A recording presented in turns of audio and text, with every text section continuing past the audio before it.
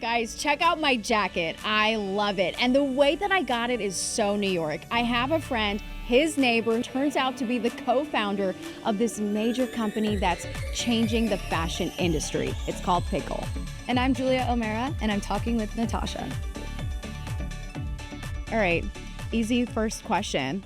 Why Pickle? Because if you're in a pickle and you need a last minute outfit, you can get an item delivered right to your door that same day by renting one from another woman in your community. Pickle is a peer-to-peer fashion rental app. It's very similar to Airbnb, but for your closet. I love this idea.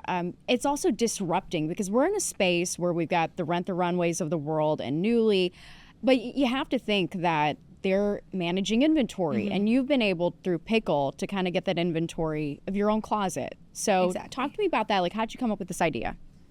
Yeah, I mean, it's very different in the way that we are approaching this with the peer-to-peer model. We are tapping into the coolest, trendiest closets that are right in your community, in your city, across the country. And the way that we actually came up with the idea of Pickle, let me take a step back. We had actually been starting to work on a different version of the app that we are today. My co-founder, Brian McMahon, and I met. We were working back at Blackstone a few years ago now. And we left Blackstone to start the first version of Pickle, which was a social polling app. And people were crowdsourcing opinions, deciding what to wear and what to buy. And in those polls, people were actually recommending items from their own closets.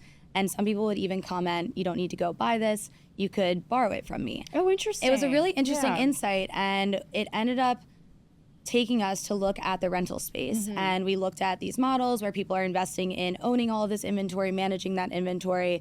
And we have looked at other amazing companies like Airbnb and Uber where the sharing economy is ripping. And why doesn't this exist for our closets and for our homes? And we had a lot of conviction in that. And so in May of 2022, we pivoted into the peer-to-peer rental marketplace that we are today, where women are renting, lending, and borrowing pieces of clothing from each other right in their own community. I think it's pretty brilliant. I mean, you look at your closet and you've got all this like untapped potential to make money. How much money have you heard that people are making on your app? I mean, my favorite quote is when people are saying that they're paying for their New York City rent with their Pickle earnings. And so some of our top lenders are making a couple $1,000s a month, which is a pretty lucrative side hustle. And these are people that are investing in their wardrobes. They're often thinking about the things that they are purchasing as an investment that they can have a return on. And so thinking, if this is an item that might be sold out online or super popular, other people are going to want to wear it. They can rotate it a few times within their community, make their money back, and even start profiting off of it. Version 2 of Pickle has pieces of version 1. It does. Because I noticed on your app that, you can like say, hey, I'm going to Vegas for a bachelorette party.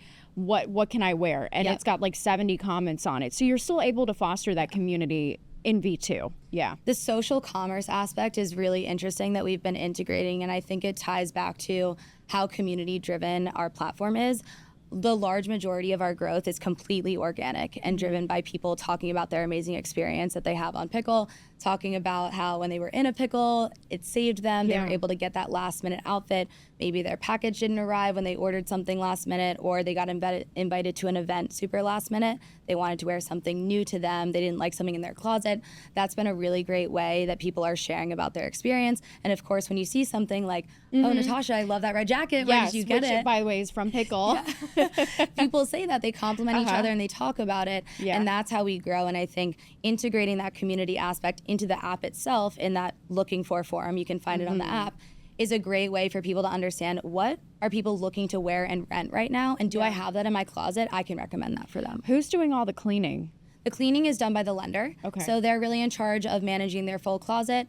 The item gets delivered right to the renter. They wear it and then return it. The lender then cleans it how they see fit, whether that's delicate hand washing, organic dry cleaning, whatever they prefer. And then any costs that would incur during that, they're typically including in the rental price. And I'm guessing that that's going to factor into the review. Like they want to clean, they want a good review, and they're going to get, more people wanting to rent out their closet. Absolutely. It's we see lenders that really lean into that of making their closet feel like a true business. It's very entrepreneurial. So women, I've seen them invest in their own custom tote bags that they're sending out their items in. I've seen them write really thoughtful thank you notes of thanks for sharing my closet with me. I hope you love this dress.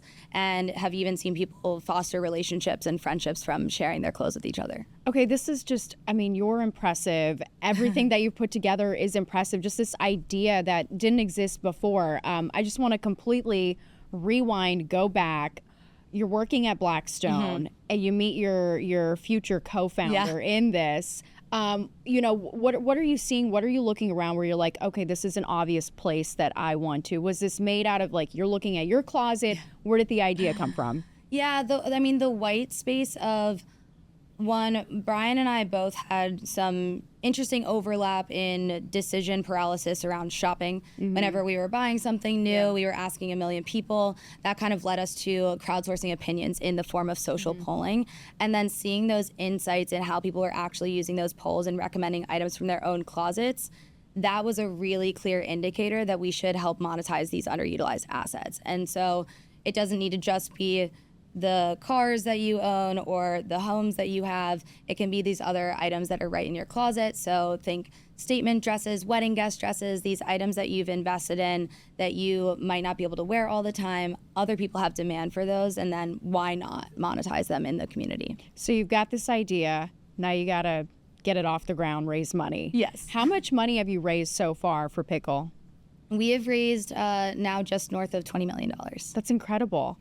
And what were some of the challenges that you faced along the way? Because it's not an easy, smooth process. No, it's not, and that's a big number that I just shared. But we went a really long time without raising capital and having a really hard time having an investor say yes to giving us some capital. And that was for the first 2.5 years. We had done a really small friends and family round to kind of get us off the ground when we were leaving Blackstone. And the idea was we were going to be able to use that couple $100,000 that we raised for a year of runway to then raise a pre-seed round of capital. It, of course, doesn't go that way. You plan, and then you have to pivot. And we built that first version of the app for a year, then had a huge pivot into this rental marketplace. And at that point, we had already spent a good amount of our capital. So we were incredibly lean. We had basically no money or resources to then get this rental marketplace off the ground. But that has been one of the biggest blessings in disguise. Having no money actually made us build a much better business than I think we would have if we had had a ton of capital to be able to put or throw at some of the problems that we were looking to solve. So maybe taking a step back and looking at some of those things that we were doing. One, when we were building the marketplace, two key things that we were focused on from the very beginning. One, we wanted to make sure that the supply was super high quality and it consisted of things that were truly in demand. When we looked at people in our first city of New York that we were tackling, we thought about the nano and micro influencers that have these amazing closets, that have a ton of supply, and that would also be interested in renting from other women. Granted, we had no marketing dollars to run a paid influencer strategy or to pay them to join our platform or to post about it. Yeah. So we had to come up with some really creative ways that we were creating value with them. One, we would host really scrappy photo shoots in Soho. They would show up. We would have a student photographer from FIT that was building out their portfolio. These women would show up, they'd wear a new outfit, they'd get a beautiful photo for Instagram, but then they'd also have this beautiful photo that they put into their Pickle closet to then advertise that dress, that jacket, whatever they were looking to rent out. And then they were then able to share their closet with their social media audience. And that would then result in more people interested in renting their own closets themselves. That strategy that we had determined was a completely unpaid strategic influencer marketing tactic, and it's something that we still use today. We are very, very lean with our marketing budget, even though we have raised capital. That capital goes towards building out our team. It goes towards investing in the product and our engineering resources, and so that was a really big lesson learned there. The second thing that we also really wanted to do with Pickle was we wanted to make sure that Pickle felt like a true extension of your closet. So we wanted people to be able to access these items at their fingertips the same day. And when we were doing this, we were like, okay, obviously we have to have door-to-door delivery, but we couldn't build out the technology quite yet to integrate couriers or integrate with Uber or DoorDash, which we do today. Yeah. And so Brian and I were our first Pickle couriers, and we ran around New York City. Are you serious? Oh, I'm so serious because we had a lot of miles on our feet, and we went through quite a few pairs of sneakers. We ran around New York helping fulfill the first 1,500 orders and literally going from apartment to apartment to make sure that we could stimulate the first flywheel of this marketplace. And That was no easy feat. It was very tiring. No kidding. I mean, you really believed in it. Really believed in it. But most important for that was we met every single one of our customers right at their door. And we got feedback. We got to understand how people were learning about Pickle. We got to understand what questions they still had as they were using the app. And we would not have done that if we had paid other people to be our couriers. And that then informed a ton of our other decisions for building out the rest of the product. You learned some pretty major lessons by not having any money. Yes. Right? Exactly. Be broke. It's great. Were you discouraged at any point along the way? You know, there were definitely some times where you are looking ahead, and I think a lot of founders and entrepreneurs probably resonate with this, where you don't really see that light at the end of the tunnel. And I think some of those times were during those really, really busy days where at that point the volume had started to grow and all we were doing was deliveries. And then at night we get home, it's like 7:30, 8 p.m. Okay, let's try to actually build the business. We're still trying to fundraise. All of our investors are saying, or potential investors are saying, no, we don't want to invest in you. We need to see this amount of traction and we need to try to get there with no money or resources. Those were some really challenging times. But the question that I would always come back to, and it's a really big thing, we'd always get, hey, do you guys finally have product market fit? Are you seeing the traction there? And that's something where you try to measure it in retention metrics and understand if you're having repeat customers, people coming back to your platform. But the number one question that I've heard to ask and that I was asking myself was, would anybody care if Pickle did not exist tomorrow? And at that point, even during those really, really tough times, we hadn't raised any money, we were still really early, the answer was yes. People would be really upset. And if we aren't going to build it, someone else is going to. And so that would kind of keep me going and keep Brian and I moving forward. And eventually we were able to build enough traction that led us to our first set of investors to raise $8 million that really changed the way we were able to invest in the product and our team. It's amazing. When you look at the future of Pickle, where do you see it going? I mean, I see it everywhere, right? Our grander vision is that Pickle will exist in all closets and homes around the world. That is the dream. And we see it far beyond just fashion and accessories. It should be for anything that's in your closet and home, because at the end of the day, within a community, not everybody needs to own the same things. And it's an excellent way to be able to reduce consumption, share items that exist within these communities, and of course monetize those items as well. Yeah, I mean, when you look at the fashion industry, there's so much wastage happening. There is, and it's the stat that you actually wear, it's 80% of the items that are in your closet, you're only wearing 20% of the time. And so there's this really interesting imbalance of this volume of items that you have available at your fingertips that you're not often wearing. But it's a great example of how you could then use those assets that are sitting in your closet, share them with other people that are in your community, make a little side hustle, and now someone is wearing those at a really affordable price. Typically, items are priced 10 to 20% of the retail value. So that is at par with your alternative option of going to a fast fashion company. Instead, you can wear something that retails at $400, rent it for $50 for the week, and you have this beautiful dress that you're wearing instead of turning to a different fast fashion solution. And you have so many different things like, you know, bachelorettes, wedding seasons coming up. Wedding season, Memorial Day weekend. Absolutely. I mean, talk to me about just like the different, just like it's the categories are just endless. Yes. We see a ton of these evergreen rental use cases that we talk about a lot. So it's the weddings, it's bachelorette parties, it's birthdays, it's your dinners, your night out with the girls. These are some often weekly, monthly use cases that people are turning to. And then we also see that there are some really interesting times where demand can increase in a certain market when there is an event or an occasion that involves some really fun outfits, like Coachella that was just happening out in LA, Stagecoach as well for festival season. We're looking at Miami where F1 is coming up, and then there's Swim Week, and there's all these other events where people need some more fun, unique outfits that they're going to be wearing. They might want to wear that new Cult Gaia set, but they don't want to shell out $700 on it. Instead, they can borrow it from somebody else that's right down the street and have it delivered right to their door. And you're not having to rely on inventory or trends. Right. You're essentially outsourcing that. We are outsourcing it because our customers are smarter than us. So we will have them tell us what is cool in the market. They are the ones that are investing in pieces that they want to wear right now in their closet. They are often sharing those pictures of themselves on Instagram. We see this really great trend of from Instagram to Pickle, where these photos are going right from, they just wore it. They posted it. People are telling them, oh my gosh, I love that outfit. Where did you get it? And now they're able to say, oh, you can actually borrow it from me as well. And that's been a really cool way to better understand what is trending. We see ebbs and flows, of course, in seasonality, when the weather is changing, when there are certain brands that are going viral on social media. But our customers are the ones that are helping drive where we should be investing our time, our energy as a company. And they're the ones that are showing, hey, Realization Par is the brand of the summer, for example. It was last year, but we'll see for this summer. When you were at Blackstone and kind of doing that leap of faith in yourself and doing it with a co-founder too, kind of walk me through what was going through your mind in that kind of career change, a very drastic one. It's like from stability to instability. That is said perfectly. It was from stability to instability. And there were quite a few people that definitely said, this is a little crazy. You're leaving Blackstone. This is a great company and an awesome kind of career path that you've started from.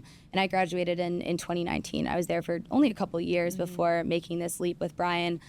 I think the biggest things were an amazing match with Brian as a co-founder.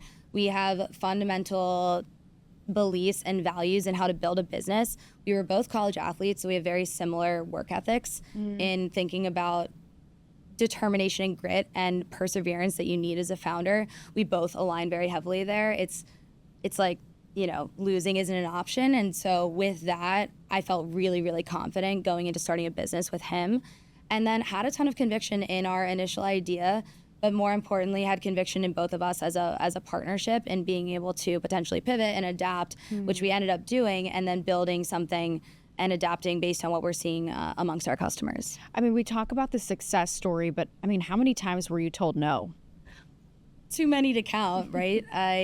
There's probably 100 no's before we got that first yes. And that's a really big thing that you have to navigate for, that was 2.5 years of us working on building Pickle without having an institutional investor say, yes, we want to invest in your idea. One, they have to invest in you as founders, and then they also have to invest in that idea and the traction that they're seeing. But you get that external no so often that you can't be driven just by the external yeses that you're going to get. So for me, it was coming back to those really early days, the first 100 customers that you get on the platform. Every person matters so much when you're starting this type of peer-to-peer community model. And those were the people that I was just so motivated to make happy and have this amazing experience on the platform. That's what kept us going, that customer experience, as opposed to looking for that external validation. We built enough traction, and then we were able to get that external validation with those dollars in the door. And now you're doing it referral basis too, right? Like if people can refer someone, they can get more credits. Oh, yes, we do have a referral program, which is great. It helps encourage people to share their referral links. So if you share your referral link with a friend and they rent, you'll get some credits as well. It's a really great way to encourage it amongst friend groups. It's great to also tie in when people are going on these bachelorette parties or weddings, when you're traveling with friends or vacations. Great way to think about kind of the community-based or group shopping as well. How are you fostering that community and just ideas to keep building it? Because you rely so heavily on people. That's what's fueling this platform. Yes. I mean, I think it is that investment in community up front, and we do that amongst our customers. We do that within creators and influencers and strategic partners that we are working with.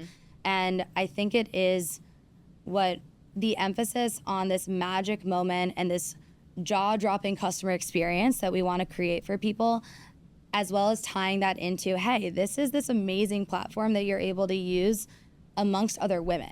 You are helping pay for another woman's drinks tonight when you borrow a piece of clothing from her. And I think there's that community element that we do have to continue to foster by making sure they're having a really good experience, but also fueling it with other ways that we're investing when we are hosting different events or activations or doing different challenges, like an Earth Month challenge to be able to upload items to your closet and potentially earn some Pickle credits at the end of the month. There are things like that that we inject that allow us to help fuel that as well. And then people love to tell their friends about an amazing experience. They amplify that on social media. And what's really cool is we also see our lenders referring each other. So Okay. you love telling a friend about a side hustle, right? When you're making some money off of something and you see, oh, I know Natasha has an amazing closet, you should probably upload your items because I know you're going to be potentially paying for your New York rent as well. It's I think it's amazing. I mean, everyone's looking for an extra buck in this economy. Yes. So it's a great way to make money. Who's your inspiration? Like coming up, who've been your inspirations? People you looked up to?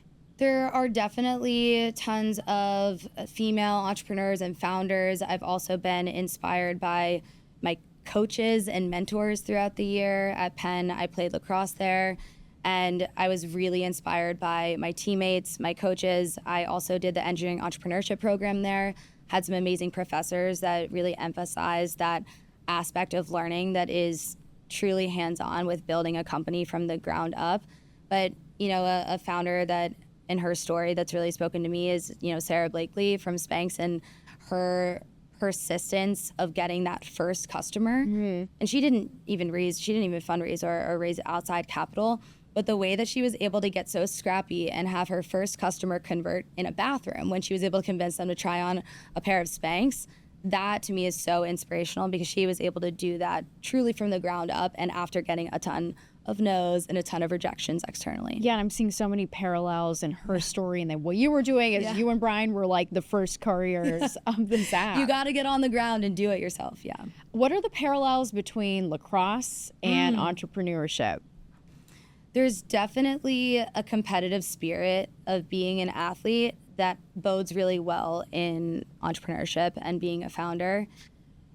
Your goal is to win, and your goal is to also be an amazing teammate and for your entire team to have a successful outcome. And I think that's the same when you are a founder. You're building out your team. Your successful outcome is making your company successful. But the underlying aspects of becoming an athlete, especially at maybe a D1 level, is the consistent effort and work that you have to put in to get to that level is something that is so crucial when building a company, because you go from a job where there are boundaries and expectations and levels, like when you're working at a place like Blackstone, which is amazing and it's great structure, and then you go and build a company, and the only way anything moves forward is if you do it. And you have to just be doing that persistently every single day. You have to make a lot of sacrifices. There are times where you won't be able to go on that vacation or celebrate that friend's birthday, but that's because you are in pursuit of excellence, of making your business succeed. And that's very similar to a team that is setting a goal of winning a national championship, for example. Yeah, I love that. And you're not necessarily going to see your growth or success in spikes. Right. Too. And I think that's important to know. Absolutely. There will be ups and downs. And I've gotten really good advice before that the best thing you can do is take your highest highs and your lowest lows as even keeled as possible. It's something that's difficult to do when you're so personally invested in your company, because those extremes can feel extreme, but taking it as even keeled as possible allows you to be really focused at the end of the day on working on your milestones and working on the growth that you are trying to reach, or working on building out your company and your team. You can remain there as opposed to over celebrating a win or really dwelling on a loss. How do you kind of keep your team motivated and keep them excited, you know? There are a lot of different things. I think the number one thing that I think about personally is leading by example. I would never ask my team to work so hard or to be so dedicated to the company if I wasn't also that way. So I'm putting in the time, I'm putting in the hours, and it's a bit more of a lead by example and a come with me attitude as opposed to a, hey, you should go do this. Yeah. That's not an effective way to really motivate. And I think another big thing that we focus on as a company is helping from the leadership level have a ton of transparency with people on our team to understand why they are doing something. I think it's really hard to tell somebody, hey, this is something that we should be working on, or can you execute on this initiative, if they don't understand how that's going to actually help us reach a growth milestone that we are setting at the end of Q2, or something that we are setting for 2025. So every quarter we have important board meetings, we have important milestones and plans that we are setting each quarter for the year, and we are incredibly transparent with our team about what that looks like and how they are individually contributing to those KPIs and those success metrics. And that turns into a lot of motivation because they can see their impact resulting in growth of the company. Having a bigger picture that you're focusing on is so important. I think also just like the spirit of New York and just like this hustle mindset. What do you love about New York? The people. You can walk on the street and you could run into somebody. And this happened to me one time when I was looking for a new apartment. And the broker that I happened to be working with, he was so funny. He showed up and I could tell at this apartment tour he was kind of tired. And I was like, all right, maybe you didn't sleep a lot last night, whatever, all good. And we ended up talking a little bit. And he was also starting a company. And we ended up talking a lot about what he was building. He's recently gone through a pivot. We are still in touch today. And this was like 2 years when we had been looking at apartments together. And that's the type of person that you just don't necessarily run into on the street in other cities. And it's that really fast pace that I love in New York that then results in the drive that you see amongst the people. Yeah, there's something just in the spirit and the blood of New York that people are just like, they always have a side hustle or they always have a dream that they're pursuing. Yes, it's the grind. We also see, you know, people are opening up these alternative revenue streams and income streams for themselves. It's why we have some amazing entrepreneurial closets in New York. We are seeing this also in other cities, of course, as we've been expanding to LA and Miami. And since our app is available across the country, we're also seeing other pockets of these cities starting to blossom and flourish, and those will be the next places that we start to go as well. Is there like a moment in your climb where you were like, oh my gosh, like organically you just heard someone talking about Pickle and you were like, oh wait, and like I know Pickle, like I started, but was there an aha moment where like, oh my God, this is much bigger than I thought? There were two moments that were very pivotal. One that's more like externally facing. We had there was a viral TikTok that happened in April of 2023. Still hadn't raised any capital. We were still just grinding along. I think at that point, maybe Brian and I had stopped doing deliveries. We were able to outsource those a bit, but we were doing all the customer support at that point. You know, that we were still in those days. And someone had shared about, and her name is Jade. She's amazing. She's actually a founder of 4am Skin. She's the best. We're now friends. But I didn't know her before she posted this video that said, here's what the hot girls in New York City are doing. And the first thing she talked about was Pickle. And she posted this on a Sunday, and I woke up on Monday, looked at our reports that we were always looking at, and I was like, something must be broken because the numbers looked a lot bigger than they usually did. Of people downloading. So many people were signing up. So many people were listing their closet, starting to rent. And it was this amazing viral moment of her sharing about her personal experience that she had on the app that she then shared with the world, and people caught on to it and were really excited. And what we saw from that was this amazing domino effect of other people talking about their amazing experience on social media. And at that point, we had been working with some influencers and everything. So this was not the first time that we were posted, but it was the first time that it had resonated so clearly with people of being able to access these items at their fingertips last minute and also have this amazing side hustle. That's amazing. What was the second moment? The second moment was I was out in Montauk last summer at a dinner, and these two girls came up to me and they said, are you one of the founders of Pickle? And I was like, yeah, I am. And they said, we just wanted to come say hi because we're both wearing Pickle outfits right now. And I was so flattered and also loved what they were wearing, which was great. But I think that little moment of, whoa, there are some people that are just out in the wild wearing Pickle here, and I don't know, they must have seen maybe something that was posted on social media. I don't know exactly how they recognized me, but it was more of the fact that they wanted to show me their outfits that I was just so in awe of. I think too, also when you're helping someone make money, they're like, thank you so much. Yes. I've gotten actually texts before that have been, hey Julia, I just want to personally thank you so much for building this app because you've changed my life. Wow.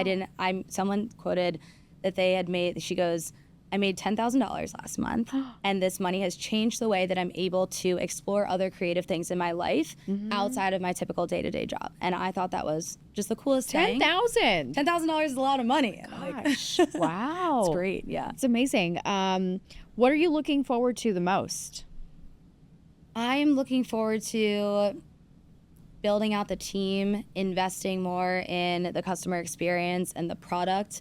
We have only scratch the surface with the way that we can really improve the product and continue to make this the best experience and offering possible. So the fact that with some of this additional capital that we've brought in, we are able to hire additional engineers, build out the product team, really focus on that customer experience. That's what gets me excited. And it also just reminds me of the early days, because that's all we could focus on, right? Yeah. Was building that customer experience one renter at a time physically at their door. And it's great that we're able to do that with some additional capital. When I was looking at Pickle, the top thing that people talk about is customer support is just so great. We really take pride in investing in that, and we have an amazing team that works so hard to respond as quickly as possible to inquiries, that really goes above and beyond, because every customer matters so much. And then not only, of course, looking to resolve these solutions, but then taking that feedback and taking themes back from that and translating them into enhancements and new features. For example, we had seen, and this was a positive, a really cool insight that we saw on the platform. We saw that people were offering different discounts or promos just in the bio of their Pickle closet, and they'd say, "Hey, if you rent from me this weekend, I will let you rent an item, and you can rent your second one 50% off." And we were like, "This is so cool." They're manually offering this, and we saw this interesting trend. Our support team had let us know that people were inquiring about this, and we were then able to roll out a discount and promotion feature that lenders now set for their own personal closets. A great way, of course, to promote their own closets, to offer something really unique amongst other products and other closets on the platform. But that was learned through feedback that we got from our end users through our customer support team. I love how tuned in you are, and how you're studying your reports, you're looking, you're following trends actively, and I think it like organically shifts the way that you move in Pickle, and how you grow it and how it evolves. Obviously, you're brilliant. Congratulations on everything. You're so sweet. And I mean, it's not just the fact that you've grown a business, but you're passionate about it. And it's something I can tell from just talking to you. So congratulations. Thank you so much. Yeah, it was really interesting the other day. We had a board meeting. Jeff Fleur is a board observer, and he is the founder of SubHub. He's amazing. He's had these awesome marketplace expertise. So he's an amazing person to have a seat at our boardroom. But he looked at me and he said, "Are you having fun?" And it was funny because you don't get that question that often, especially from an investor. I said, "Yeah, this is the best time of my life." And I was able to ask back, I was like, "Did you think about that when you were early days at StubHub?" And he said, "Absolutely. It was so much fun. It was so hard, and we were working so hard, but we were also just having the best time." And it's maybe one of those quotes of like, are you living in the good old days right now? And maybe I am. Maybe we have a lot of good old days ahead of us, but that's how I feel right now every day building the business. It's so much fun. You're rooted in the current moment. Absolutely. I think that's very important. Well, Julia, thank you so much for your time. Thank you so much for Love having Pickle. me. This was so fun. I know. I'm excited to see all your new outfits that you're going to I can't wait. Yes.